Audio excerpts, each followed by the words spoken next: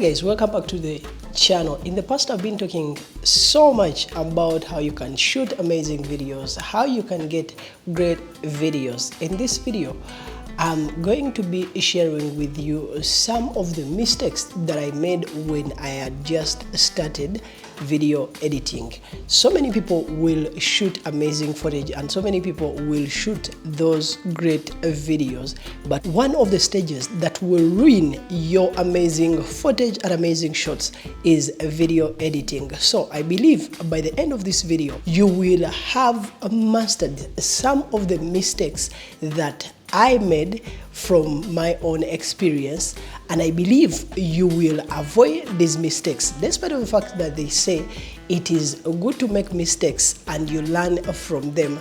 But why do you have to make mistakes when there is someone who went through that journey and you just have to learn from that person's journey and you have a smooth ride? Let's get started with the first mistake that I made when I had just started. You realize when we talk about videos and when we talk about creating amazing content, resolution is one of the factors that is considered many times. So many people will shoot high resolutions when they are shooting videos that is 4K, 6K and above. The challenge with these videos is that when you put it on your PC, if it is not powerful enough, it will start making that noise, and by the computer making that noise, it is giving you a signal that the footage is so heavy.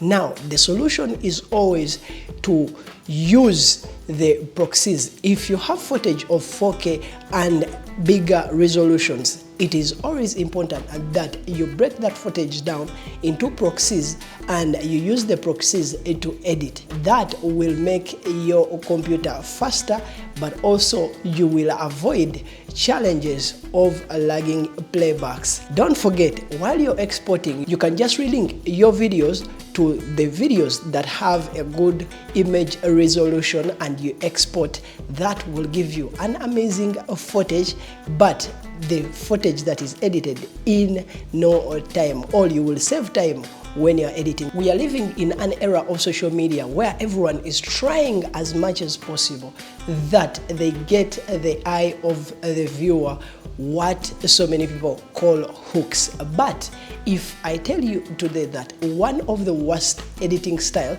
is using so many transitions, despite the fact that today you'll go online and you'll see so many amazing free transition packs, but you don't need to use a lot of these transitions when you're editing your videos. One of the mistakes that I used to do when I was starting out in video editing was to use so many transitions. You realize that when you use so many transitions, the viewer becomes disturbed and they lose a focus on the story you're trying to tell. So it is important that despite the fact that you have these amazing packs of transitions, even if you bought them, try as much as possible that you don't use so many transitions and you focus on a clean edit and making sure that the person who is going to watch this video gets to understand the story you're trying to pass on. I don't know how many times I've said this, but people will always watch a bad video or a bad image as long as the sound and audio is nailed. But people will not like to watch a good video, however crisp it is, with poor audio. So one of the mistakes that I made when I was starting out with video editing was to fail to balance the audio. I always say, if you're going to edit a video, it's important that you mute all your sounds. When you're editing your videos, your A-roll should be around -6 to -12 dB. That is for the A-roll. All that is the audio for the person who is speaking. All that is the audio level for a voiceover. And for the background music and sound effect, that should be around -30 and -24 dB.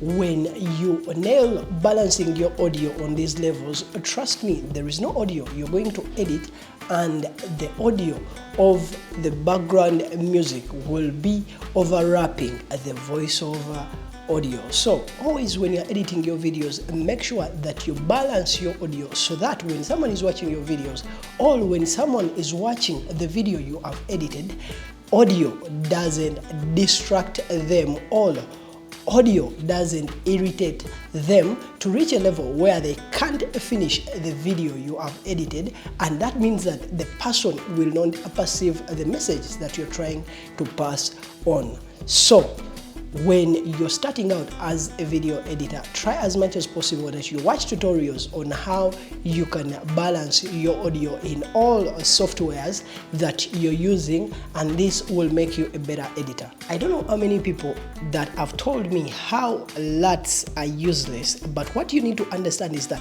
LUTs, these are materials that will help you nail the look that you can't create as an editor, because when you're starting out, it is hard for you to have a knowledge about color grading. The only thing you know are the basic. So one of the mistakes that people make over and over, people who use LUTs, is they forget to use conversion LUTs. Conversion LUTs, these are LUTs that you'll put on your footage and they will give you a starting point to color grade.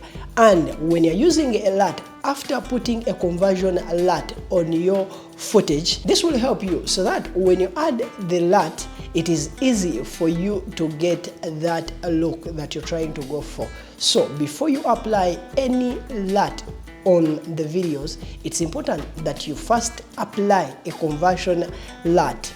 That is a file that will give you a starting look to grade your footage. This is something that I've learned when I started working with the agency, that is Ivy League Collective. When I started working with Ivy League Collective, I realized that I was getting a lot of changes that were basic, all the changes that I would have done personally, but the problem was I failed to take time or to create time to review the work that I've edited. You realize that if you take time and rewatch your edit after editing, you'll find those minimal mistakes and you'll have to correct them. Sometimes when your computer can't review those mistakes well, it is important that you export a small file and you go through it. After going through that file, then you can make a final export and you share with your friend. And this brings us to another point, which is sharing with your friends. Before you share the work with the client, it's always important that you have people you trust when it comes to giving you not only the positive feedback but also the negative feedback that is honest. Because there are people who will give you feedback that is positive but it's not honest, and there are people who will give you negative feedback but it's not honest. So you need to have people who will give you that feedback that is honest, and these people will always save you time from having a back and forth with the client or having so many changes from the client. So when you finish editing that video, it is always important that you have friends that you share that video with, and they share with you the honest feedback and changes that you can apply before sharing the work to the final consumer or the final receiver of the work. When you watch videos where people are teaching you how to edit faster, one of the commonly shared points or one of the commonly shared solution for people who edit slowly and they need to learn to edit faster is how you need to put your phone on the side. Many people start editing while they have their phones in their hand, and as they are editing, they create a time for social media, they create a time for other distractions. Remember, the more time you waste, that is going to delay you from getting that video out of the way. So one thing that I do is to always put the phone away from the room I'm editing from, or I will switch the phone off so that I can edit and concentrate on this video. Many people will try to put the phone on the side, but because those notifications are coming through, they are attempting you to attend to them first than the task at hand that is going to pay you some good money. So what you need to do if you want to become a better editor, or if you want, so many people when they start editing videos, they don't care about the time they are going to spend editing, and that is why you'll see that there are people you'll share with raw footage and they will give you a video in a few hours, and there are people who you will give the raw footage and they will take days, weeks and months while they're working on that one video. Well, it is important that you time your editing time, or when you're going to work on a project, you time yourself, and this will save you so much time, because once you're working with a certain time frame, this helps you to push harder and harder, and this saves you from wasting a lot of time working on one edit, yet there is so much work to be worked on. So one mistake I used to do when I was starting out was not to time my edits. Right now, when I'm going to work on any project, I will ask to find out what is the deadline, so that when I'm working on this edit and this video, I work within that time frame of delivery. So try as much as possible that you time your edits, and this will help you to understand also how fast are you when it comes to video editing, and how many clients can you take on when they have videos to be edited in a certain time frame. One of the greatest mistakes that I used to make when I'm editing, that was not to download all the assets I will need on time, and I had to only download while I'm editing, and that used to delay me a lot. So many people still work with that workflow where they only download what they are going to use at that exact point when they are going to use it.